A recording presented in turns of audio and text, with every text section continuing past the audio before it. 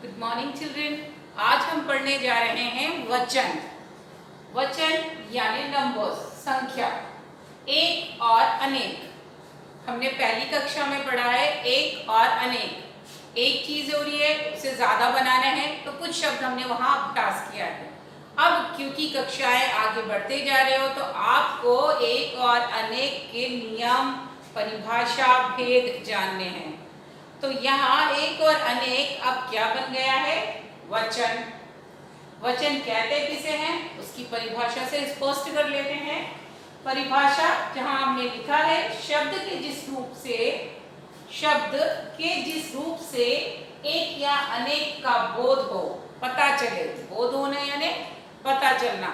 शब्द के जिस रूप से हमें यह पता चलता है कि वो वस्तु, वो चीज, वो जो भी चीज है, वो व्यक्ति है, इंसान है, जो भी है, वह एक है या अनेक है, यानी एक और अनेक का बोध कराने वाले शब्द क्या कहलाते हैं?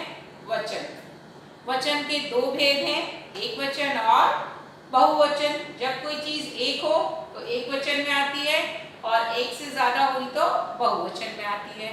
ये चीज हम जानते हैं, बहुत साधारण सा है, ये हमने समझ लिया। अब बात आती है कि एक से अनेक बनाने के भी नियम हैं। हर बार एक ही तरीके से शब्द को परिवर्तित नहीं किया जा सकता है। आप पढ़ते हो जूता, जूते, पत्ता, पत्ते, लेकिन जब पत्ता की जगह आप पत्ती बोलते हो तो पत्तियां हो जाता है। पत्ता, पत्ते, पत्ती, पत्तियां।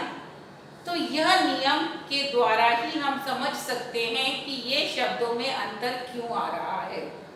इन वचन परिवर्तन के कुछ नियम हैं।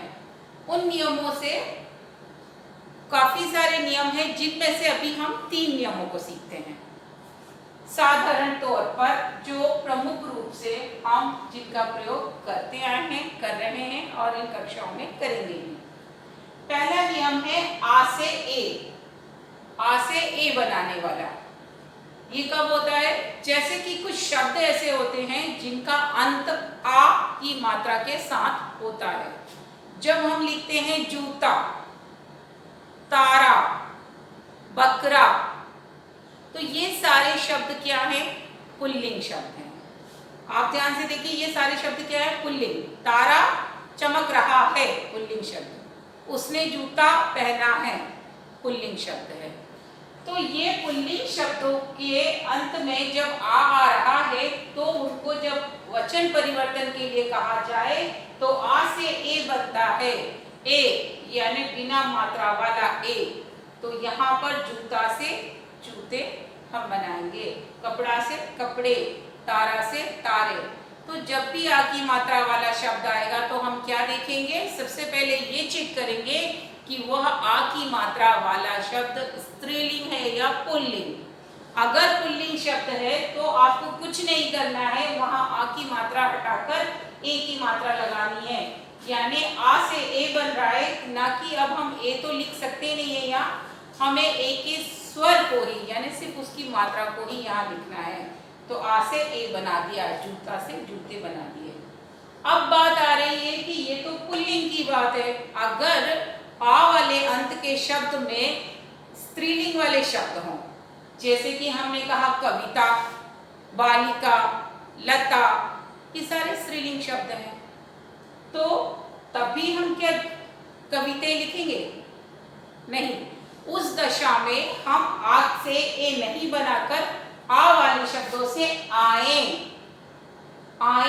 बनाएंगे। जैसे बालिका से बालिकाएं, लता से लताएं, कविता से कविताएं।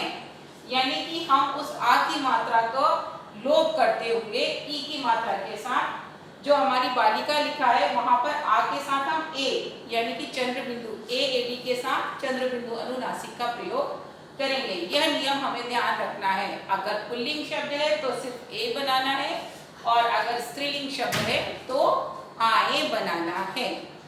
ये तो हुए हमारे 2 नियम। इसके बाद एक अन्य नियम पढ़ते हैं, ई से इया वाला। यहाँ हम क्या कर रहे हैं? जब भी किसी शब्द के अंत में बड़ी ई की मात्रा वाला शब्द है, कोई भी शब्द आपने पढ़ा, तितली, बकरी, बिल्ली, तो ये बकरी, बिल्ली, बिंदी जो भी शब्द हैं जिनके अंत में हमने देखा कि बड़ी ई की मात्रा का प्रयोग आया है, तो वहां हम क्या परिवर्तित करेंगे, ईया करेंगे। ई से ईया में परिवर्तन होगा, यानी कि बड़ी दीर्घ की जगह हम वहां पर ईया, छोटी ई चंद्र बिंदु या के साथ लगाएंगे। बड़ी मात्रा छोटी में परिवर्तित होगी और या चंद्र बिंदु के साथ प्रयोग किया जाएगा। ये तो हुए हमारे 3 नियम। कई बार ऐसा होता है, अब इन नियमों के बीच में एक अपवाद भी है। अपवाद का तात्पर्य जो इन नियमों की सीमा से परे है। कुछ शब्द ऐसे होते हैं जो स्त्रीलिंग हो, पुल्लिंग हो, एक हो, अनेक हो, एक जैसे ही प्रयोग किए जाते हैं। तो उनके वचन को हम कैसे जानेंगे? फूल शब्द का हम उदाहरण ले सकते हैं। खिला है और फूल खिले हैं। तो यहाँ पर फूल और यहाँ पर फूल, दोनों ही वाक्यों में आप देख सकते हैं फूल कॉमन है। सामान्य रूप से दोनों में एक जैसे ही फूल शब्द का प्रयोग किया। फूल का रूप परिवर्तित नहीं हुआ है।